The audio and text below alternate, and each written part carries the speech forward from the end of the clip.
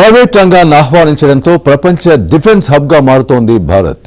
America, China తర్వాత అత్యంత శక్తివంతమైన సైన్యం ఉన్న దేశం ఇండియా. ఇప్పుడు ఆయుధ తయారీలోనూ దూసుకు వెళ్తోంది. ఒకప్పుడు మిసైల్స్, డ్రోన్లను ఇతర దేశాల నుంచి దిగుమతి చేసుకునేవాళ్లం. ఇప్పుడు వాటిని ఎగుమతి చేసుకునే స్థితికి చేరిపోయాం. ఆపరేషన్ సింధూర్ తర్వాత భారత శక్తి అమాంతం పెరిగింది.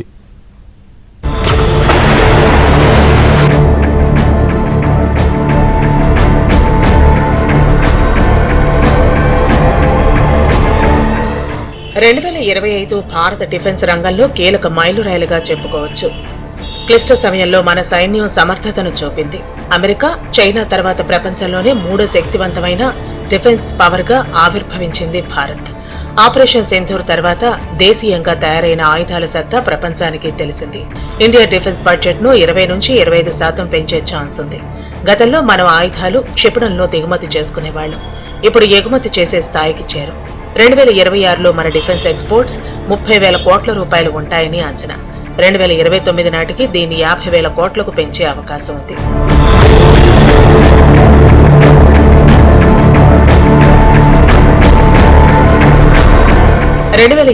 లో భారత డిఫెన్స్ సెక్టార్లో విప్లవాత్మక సంస్కరణలు తీసుకొచ్చారు. ఆత్మనిర్భర భారత్ లో భాగంగా దేశీయంగానే క్షిపణులు, డ్రోన్లు సహా అన్ని ఆయుధాలను తయారు చేయాలని నిర్ణయించారు. ప్రైవేట్ సెక్టార్ను సైతం ఆహ్వానించారు. గతంతో పోలిస్తే భారత డిఫెన్స్ ఎక్స్పోర్ట్స్ 35 రెట్లు పెరిగాయని రక్షణ మంత్రి రాజ్నాథ్ సింగ్ తెలిపారు. ఇప్పుడు 100కు పైగా దేశాలకు మన దేశం రక్షణ ఉత్పత్తులను ఎగుమతి చేస్తోంది. 2026లో ఆర్టిఫిషియల్ ఇంటెలిజెన్స్ ఆధారిత ఆయుధాలను భారత్ తయారు చేయనుంది. ప్రైవేట్ పెట్టుబడులు సైతం భారీగా పెరిగాయి. 80 మిలిటరీ ట్రాన్స్పోర్ట్ విమానాలను తయారు చేయాలని లక్ష్యంగా పెట్టుకుంది భారత్. అమెరికా C-130J తరహా విమానాలను తయారు చేయనుంది.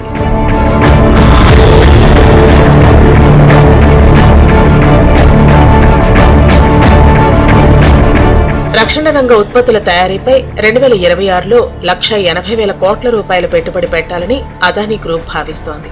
ప్రత్యేకించి డ్రోన్లు, మిసైల్స్ తయారీ విభాగాల్లో స్వదేశీ సామర్థ్యాలను బలోపేతం చేయాలనుకుంటోంది.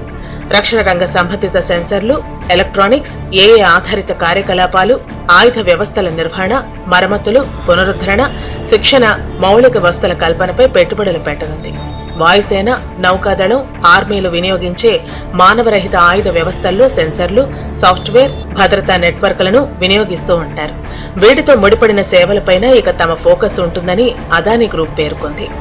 2020-24 మధ్య దేశీయ ఆయుధ దిగుమతుల్లో 36% రష్యా నుంచి, 33% ఫ్రాన్స్, 18% ఇజ్రాయెల్, మరో 13% ఇతర దేశాల నుంచి వచ్చాయి. 2013-14లో మన రక్షణ బడ్జెట్ 2.53 లక్షల కోట్లు. ఇప్పుడు 6.8 లక్షల కోట్లకు పెరిగింది. అయితే ఆయుధాల సేకరణకు కేటాయించింది అందులో 1,70,000 కోట్ల రూపాయలే. ఇకపై రక్షణ తయారీ రంగానికి కేటాయింపులు పెంచాలని కేంద్రం భావిస్తోంది. దేశంలో మొదటి నుంచి 16 ప్రభుత్వ రంగ రక్షణ సంస్థలు ఆయుధోత్పత్తి చేపడుతున్నాయి. ఇప్పుడు వీటికి తోడు 430 లైసెన్స్డ్ కంపెనీలు, 16,000 ఎంఎస్ఎంఈలు ఆయుధాలతో పాటు విడిభాగాలను తయారు చేస్తున్నాయి. ఆధునిక యుద్ధాలు హైటెక్ ఆయుధాలతో జరుగుతాయి. భారత సాయుధ దళాలు వాడుతున్న ఆయుధాల్లో పాతవి తొలగించి అత్యాధునికమైన వాటిని సమకూర్చడం తప్పనిసరి. వీటి కోసం విదేశాలపై ఆధారపడకుండా పరిశోధన, అభివృద్ధికి, ఆయుధ తయారీ కర్మాగారాల స్థాపనకు పెద్ద ఎత్తున నిధులు వెచ్చించనున్నారు.